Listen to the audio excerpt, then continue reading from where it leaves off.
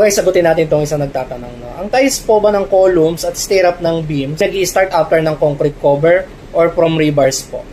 To answer the question, no, unahin natin yung sa column. Kung sa column, sir, nag-i-start yan sa foundation. No? Kung napanood mo yung isang video na in-upload ko noon, no, pag yung column mo is not-terminate sa foundation, required ka na mag-extend ng ties. Required ka na mag-extend ng ties from top ng foundation up to 300 mm. Pero sinabi ko din doon na dito, naglalagay kami ng tie, no, para maging guide namin pagkatayo ng vertical. Kaya kami, nag-i-start kami dito, no, sa columns. Tapos, pagdating naman sa beam, no, beam ka dito. Sabi doon sa code, no, yung pursuit mo dapat shall be located not more than 50 mm from the face of the supporting column. Ibig sabihin, from dito, sukat ka ng 50 mm, andito yung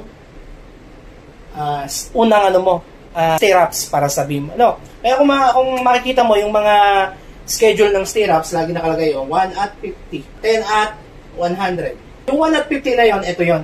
From the face yon, no, nung column. Okay, hindi sinabing from the face ng main bar ng column. No? Sabi dun sa face ng supporting column. Okay?